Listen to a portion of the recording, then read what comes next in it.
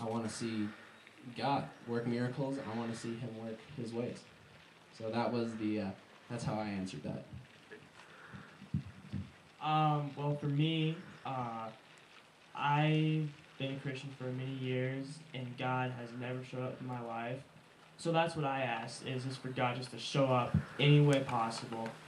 Um, and the whole week, nothing. Um, until the very last part, which was really hard. Michael helped out. The whole week, all the leaders kept on asking me at least 2 times a day, has God showed up in your life? And I would always say no. And the last day I had 4 people pray for me. David Roby was called to pray for me, which was amazing. And Michael prayed for me, and 2 other people prayed for me. It was just an amazing week. I think Pike has some stuff to say. Shut up, Pike. That's good. Alright, so most of you guys know about my feet. If you don't, you can come see me afterwards, and it's a long story. Otherwise I would. So anyway, since I was in 8th grade, I've been seeing tons of doctors, and they've always said that my feet cannot be healed. I've been to the top doctor for every surgery made in the United States. He cannot help me. I've been to the Mayo Clinic in Minnesota. They didn't know what to say. So that was extremely hard for me. They just said you're gonna have to live with it. And for a teenager, that was one of the hardest things to take in.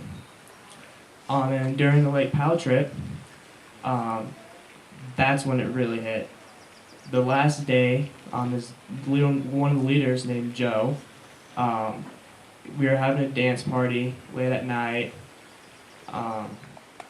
and about not even halfway through, during the first song, I couldn't do it.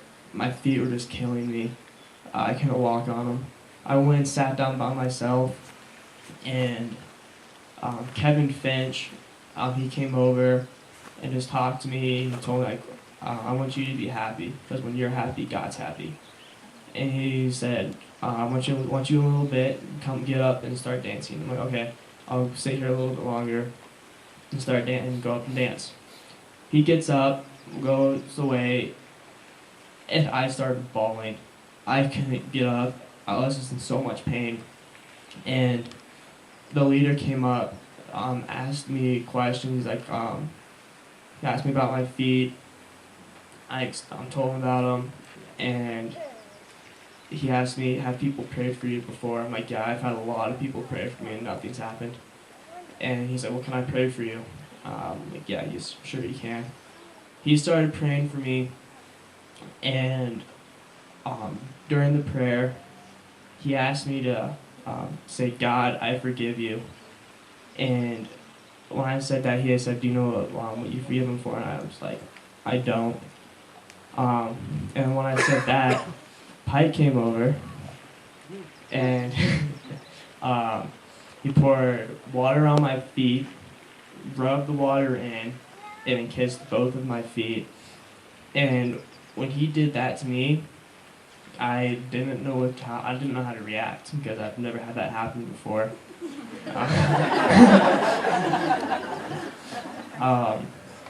As Pike's been through, Pike knows everything about my feet, and just him doing that, it was just really breathtaking, really.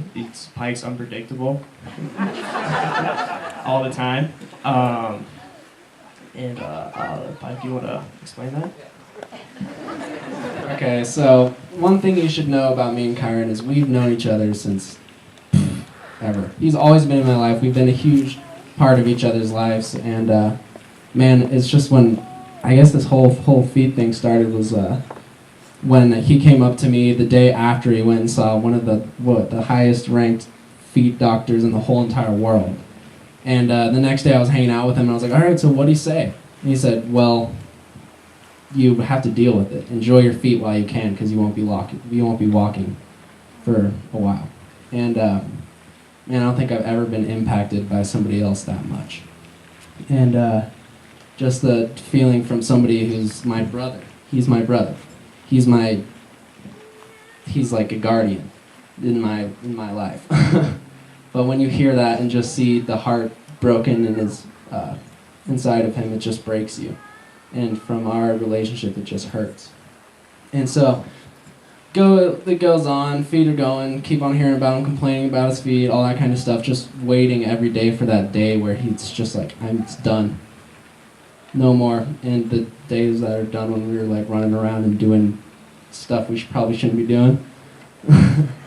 And man, it was just that night, just seeing him sitting over alone,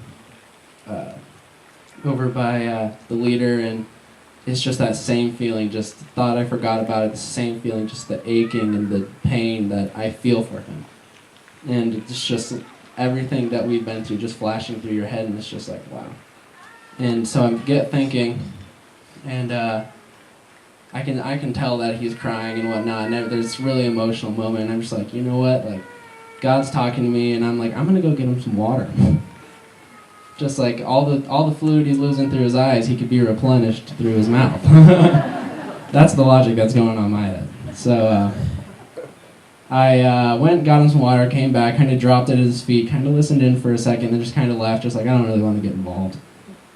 And so it goes on. A little bit later, I look back, David Kassane is over there praying with him, and I'm just like, man, I just feel that guilt again, and just that fire in you.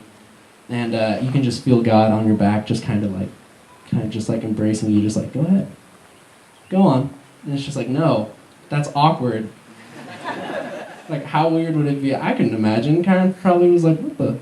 So I was like, no, that's weird, that's awkward. And he's like, what does it matter, man? Like, you can imagine, if you don't do this, you're gonna regret it. So go, do it. I'm not a choice anymore, you're going for it. And I'm just going, crap. So walk on over there, still unsure, kind of sat down by him, and they were it looked like Dirty Joe, that's his nickname. And it looked like he just asked him a question. I just kind of sat down, just like, I don't know if I'm going to do this. And I sat down, and I wasn't sure what I was going to do yet, so that's kind of big. I sat down, and he was just like, must have just asked him a question, and Kyron just was like, I don't think it'll ever happen. I can't see myself getting healed. I can't imagine myself getting healed. It's not going to get better. And that just is the breaking point for me. My heart broke, and God was just full on manhandling me to do this. Just everything. I didn't have a say. And so that water that I put at his feet, just dumped it on his feet, rubbed it in, all that kind of stuff. And I just get this humming in my head when I know God is with me. And just this overpowering tone in your head, and it breaks you down into tears. And so while this is happening, it's just got it done, did what I needed to do, kissed his feet, and then left. And I had nothing else to say. There was nothing else to say. And just left. Heard from him that night, and he's like, I can run.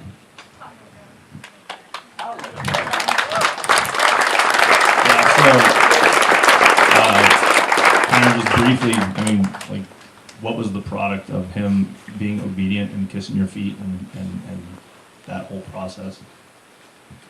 Well, it definitely helped out a lot. When he did that, my feet, the pain almost went away completely. It was definitely amazing. And the leader asked me to cast out Satan. When I did that, the pain was 100% gone.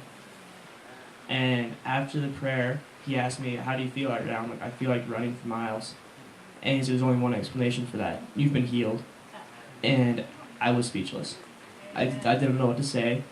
I was trying to listen to him and just thanking God, and just couldn't believe it was even possible. And how's it been since? Has been since, no pain. It was just pretty great. Last Friday, I walked from 5th Street to the library and back, no pain at all. And from that, I believe that